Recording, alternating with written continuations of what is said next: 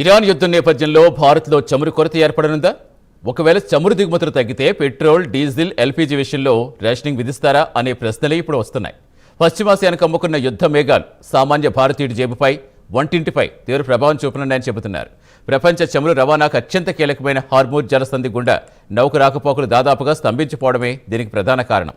సాధారణంగా రోజుకి 19.8 మిలియన్ బ్యారెళ్ల చమురు ఈ మార్గం ద్వారా రవాణా కావాల్సి ఉంటే ఈ నెల 1 నాటికి అది ఏకంగా 86% పడిపోయి కేవలం 2.8 మిలియన్ బ్యారెళ్లకు చేరుకుంది. చమురు సరఫరాలో అంతరాయం ఇలాగే కంటిన్యూ అయితే దేశీయ అవసరాల దృష్ట్యా భారత్ కఠిన నిర్ణయాలు తీసుకునే అవకాశం ఉందని తెలుస్తుంది.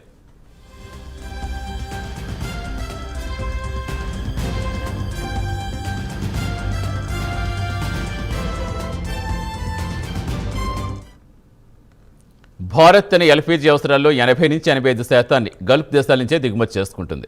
ప్రస్తుత నిల్వలు కేవలం 2 వారాలకు మాత్రమే సరిపోతాయని అంచనా.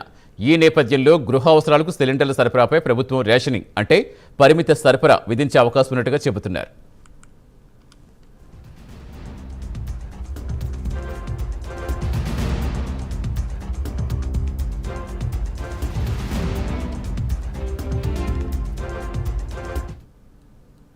భారత్ తను ఉత్పత్తి చేసే పెట్రోల్లో 3వ వంతు, డీజిల్లో 4వ వంతు విదేశాలకు ఎగుమతి చేస్తోంది.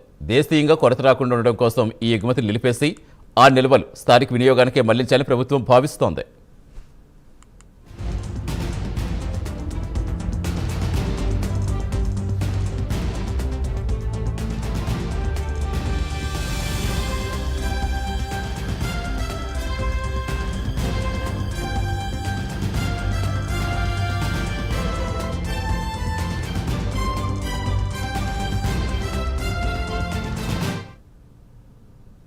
కేంద్ర చమురు శాఖ మంత్రి హర్దీప్ సింగ్ పూరి సరఫరా పరిస్థితిపై సమీక్షించారు. భారత్ వద్ద ప్రస్తుతం ఉన్న వ్యూహాత్మక నిల్వలు, రిఫైనరీలు, వాటర్ లెవెల్లో నిల్వలు కలిపి సుమారుగా 74 రోజుల అవసరాలు సరిపోతాయని తెలిపారు. ముడి చమురు నిల్వలు 17 నుంచి 18 రోజుల వరకు, శుద్ధి చేసిన యంత్రాలు 20 నుంచి 21 రోజుల వరకు, ఎల్ఎన్జీ నిల్వలు 10 నుంచి 12 రోజుల వరకు సరిపోతాయని తెలిపారు.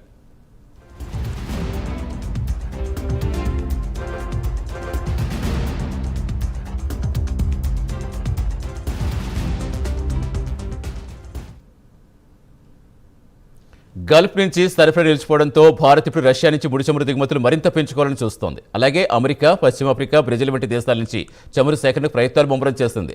అమెరికా ప్రెసిడెంట్ ట్రంప్ ఈ యుద్ధం రోజుల పాటు కాదు, వారాల పాటు సాగే అవకాశం ఉందని చెప్పడం భారత్ను మరింత ఆందోళనకు గురి చేస్తోంది. పరిస్థితి నిరంతరం పర్యవేక్షిస్తున్నామని, ప్రజలకు ఇంధన లభ్యతలో ఇబ్బంది లేకుండా అన్ని చర్యలు తీసుకుంటామని చమురు మంత్రిత్వ శాఖ స్పష్టం చేస్తుంది.